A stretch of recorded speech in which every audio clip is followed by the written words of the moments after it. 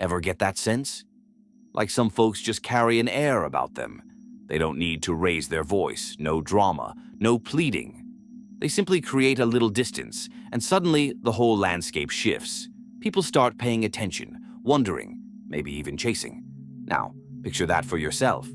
What if you weren't always the first to respond, the easiest to reach? What if you chose thoughtful silence over instant reaction, a step back instead of a full-blown explosion? What changes then, do you think? That's the crux of it, isn't it? When you're no longer perpetually available, emotionally, mentally, even physically. The world around you can feel a jolt.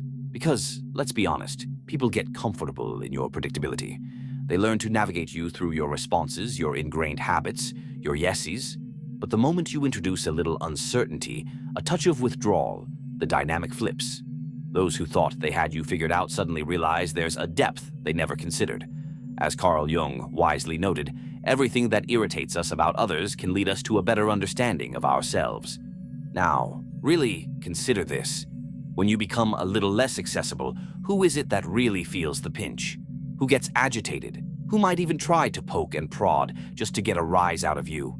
That reaction. It speaks volumes about them, not you. It shines a light on how subtly you might still be letting others pull your strings without even realizing it.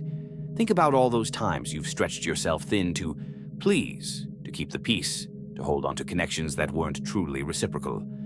With every forced agreement, every knee-jerk reply, every emotional outpouring, you're handing over a piece of your precious energy. And at the end of the day, what's left? Often just a weariness, a quiet frustration you can't quite name. But here's the truth.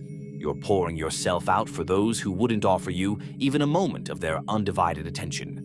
This isn't about becoming a hermit, shutting yourself off entirely. It's about something much more profound, choosing yourself. It's about embarking on what Jung called individuation, that journey of becoming truly whole, undeniably authentic, and utterly complete. And that journey begins with a fundamental understanding. Silence can resonate with more power than 1,000 frantic words. Withdrawal, when it stems from mindful awareness, not from avoidance, is an act of immense inner strength. So I ask you now, looking inward, how much longer will you allow the emotional tides of others to dictate your every move? How long will you react like a puppet every time someone tugs at your vulnerabilities? Perhaps, just perhaps, it's time to gently untangle those strings, to create some sacred space, to become a little bit of an enigma. Because when you intentionally step back from being constantly available, everything shifts. From childhood, we're often conditioned to be present, to respond swiftly, to prioritize pleasing, to utter yes even when our inner voice screams no. We're subtly taught that our value lies in our accessibility to others. But here's a stark reality that might not have been voiced so clearly before. This relentless availability isn't a virtue, it's a subtle form of imprisonment. And as long as you operate under the belief that you must be reachable at all times, in every way, you risk being manipulated, depleted, and ultimately forgotten the moment your utility fades. Do you know why this happens? Because constant availability breeds predictability, and anything predictable, unfortunately, can become a tool. People start to see you as their emotional quick fix, the one they dial for instant attention, validation, a temporary escape from their own discomfort. They press your buttons, get their needs met, and then, metaphorically, place you back on the shelf until the next emergency. But you might not even see this happening because you're caught in the illusion that your constant presence for everyone else will somehow guarantee their constant presence for you. Sadly, that's rarely the case.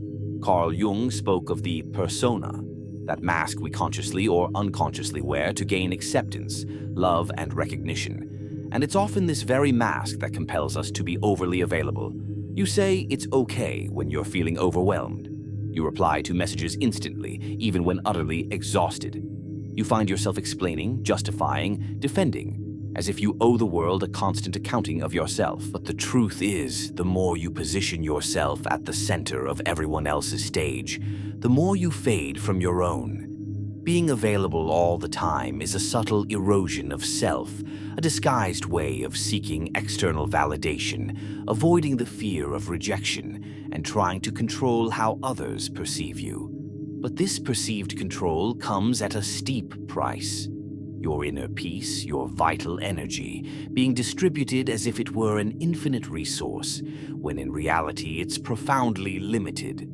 Those who habitually expect your constant availability, in truth, don't necessarily value you. They value what you provide, the instant validation, the readily available company, the distraction from their own inner turmoil, the easy emotional comfort. But the moment you introduce a shift, when you establish a healthy boundary, when you politely decline to react on their terms, those same individuals might become irritated, accuse you of being different, even weird. It's not because you've fundamentally changed, it's because you've ceased to be as functional for them. And here's a tough pill to swallow. The more readily available you are, the less value others tend to assign to you. Because what is perpetually abundant can become like an emotional throwaway. No one truly respects what they don't have to earn. No one deeply values what is always effortlessly there. So pause for a moment and really ponder this. Who genuinely deserves your precious time? Who warrants your focused attention, your authentic presence, your empathetic listening? Or perhaps more importantly, who truly deserves your conscious absence? But before you answer that, we need to delve into a fundamental question. Why do we react so automatically? Why this almost ingrained need to immediately respond, justify, and please? The answer, as Carl Jung illuminated, lies within what he termed psychic energy. And that's precisely what we'll explore in the next segment. Because your energy is, quite literally, all you have. And if you don't learn to fiercely protect it, rest assured, someone else will unconsciously or even consciously drain it away. Slight pause for emphasis. Carl Jung didn't view the human psyche as a mere automatic machine, blindly reacting to external stimuli without consequence. For him, our mind is akin to an energy system, and every single thought, every fleeting emotion, every action we take consumes a portion of that vital energy. The crucial question then becomes, are you consciously choosing where your precious energy flows, or are you passively allowing the world to dictate its distribution? Think about it. Every time you react impulsively, you are expending valuable psychic energy. When you feel compelled to defend yourself against a criticism that didn't even warrant your attention, when you rise to a provocation simply to prove a point, when you engage in draining, circular arguments, when you tirelessly try to please those who consistently fail to value you, you are essentially squandering your inner strength on endeavors that offer no genuine nourishment in return. And Jung was unequivocally clear on this point. That which you resist persists. The more you react, the more you inadvertently bind yourself to the very thing you're fighting against. People who consistently feel emotionally drained aren't inherently weak. They are misdirected. And do you know the inevitable consequence of living in a state of perpetual exhaustion? You become vulnerable. And vulnerability, unfortunately, makes you easy prey. Manipulative, opportunistic, and emotionally needy individuals possess an almost uncanny ability to sense this. They can detect that you haven't learned to effectively guard your energetic boundaries, that you tend to react to everything, that you're constantly trying to fix or solve the world around you. And they will, consciously or unconsciously, exploit that. Jung posited that a truly healthy psyche is one that understands the art of containing its own energy within its system. This translates into knowing how to confidently say no without the burden of guilt, how to maintain a thoughtful silence without feeling cowardly or obligated to fill the void, and how to observe with clarity before impulsively acting. Because true power doesn't reside in constant reaction, it lies in the conscious choice of when and how to engage with the world. And this level of discernment is only attainable when you possess a deep enough understanding of yourself to recognize your own internal triggers and automatic impulses. Reflect for a moment. How many nights have you lost precious sleep replaying an unresolved conversation in your mind? How many hours have you spent endlessly ruminating on what you should have said, or desperately trying to decipher why someone treated you poorly? This is your vital energy being relentlessly drained without any return on investment. You are, in essence, keeping alive ghosts of interactions that should have long since faded, and perpetuating negative emotional dynamics simply because you feel compelled to react and respond. Psychic energy, when effectively guarded, acts like an invisible force field. When it's strong and contained, it creates an undeniable presence. You can enter a room and command respect, not through forceful words, but through a quiet, self-assured demeanor. However, when this energy is poorly managed and constantly leaking, you become almost invisible, perpetually reactive, and emotionally fragile. And the world, unfortunately, often shows little mercy to those who readily give in. Therefore, make a conscious effort to observe your own triggers. What are those specific words, those subtle actions, those recurring situations that instantly hijack your emotional state and compel you to react automatically? These are the precise pressure points where your valuable energy escapes. And it's in these very areas that you need to focus your attention, not to become cold or indifferent, but to cultivate a sense of mindful selectivity, to become the sovereign ruler of your own inner landscape. And here comes one of Jung's most profound revelations. When you consciously conserve your psychic energy, you begin to break the unconscious projections that others relentlessly place upon you. And this, my friend, can be deeply unsettling for them, because now we are venturing into a somewhat darker territory, the realm of silent manipulation. In the upcoming part, we will delve deeper into how opportunistic individuals often subtly feed off your readily available energy, and precisely why your conscious unavailability completely disarms these manipulative games. Prepare yourself to truly see the dynamics at play, to look into the eyes of those who may have been draining you without your conscious awareness. You might believe you are in control of your reactions, that your emotional responses are conscious choices. But the truth can be more nuanced, even a little unsettling. Many of your habitual emotional responses are deeply programmed, and those who operate with a certain level of awareness can, often unconsciously, trigger these programs with remarkable ease. Opportunistic individuals don't need dramatic confrontations. They simply know which buttons you've left exposed, and they press them, knowing you will invariably react. Carl Jung termed this projection, the psychological mechanism through which individuals unknowingly attribute aspects of themselves, often the uncomfortable or unacknowledged parts, onto others. But there's another crucial side to this phenomenon, one that is often overlooked.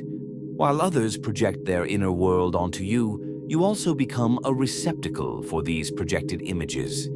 And the more emotionally available you are, the more you become a blank canvas onto which others can paint their expectations, their needs, their dramas. Think of that friend who only appears when crisis strikes, that partner who always expects you to be the rescuer, that person who showers you with praise, but only as long as you remain useful to them. None of this is random. They aren't necessarily relating to the authentic you. They are relating to the idea of you, to the specific role you consistently agree to play. And why do you agree to play these roles? Often it stems from a deep-seated fear, the fear of disappointing, the fear of not being loved, the primal fear of abandonment. The most potent manipulation rarely involves raised voices or overt threats.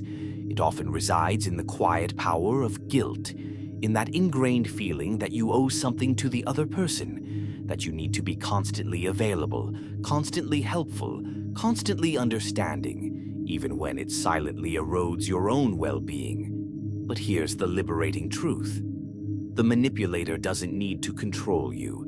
They simply need you to keep reacting in the same predictable ways. But when you consciously stop reacting, the game fundamentally breaks. When you start uttering a firm no, responding with thoughtful silence, choosing withdrawal over immediate explanation. Those carefully constructed projections begin to crumble. The mask they've placed upon you starts to fall away, leaving them feeling unsettled because they no longer recognize the reflection they once relied upon. And even more significantly, they are now forced to confront their own inner landscape, something not everyone is prepared to do. Your conscious unavailability becomes a threat because it compels others to confront their own emptiness, their own unresolved issues. The silence you offer reflects the internal noise they desperately try to avoid hearing. And that's often when the counterattack begins. The criticism, the emotional drama. Not because you are inherently wrong, but because you've ceased to function as their convenient emotional mirror. Jung wisely stated, "We do not become enlightened by imagining figures of light, but by making the darkness conscious." When you withdraw, when you stop feeding the familiar dynamic, the other person's shadow begins to emerge, and this can be unbearable for those who have always used you as an escape. But what about you? Are you ready to navigate the discomfort of being misunderstood, perhaps even rejected or criticized, for the sake of protecting your own precious energy? Are you willing to endure the initial silence that follows the rupture, knowing that it is precisely within that silence that a new kind of inner power is born? That is the journey we will explore in the final part of this exploration, understanding why silence can be the most profound force within the human psyche, and how consciously choosing your availability fundamentally reshapes your relationship with yourself and the world around you. It's time to understand why the solitude of the strong is often the most direct path to true and lasting inner freedom. Enough is enough. It's time to stop being an emotional resource for everyone else and start investing in yourself. If you're ready to embrace the strength of conscious unavailability, declare it in the comments. I choose my peace.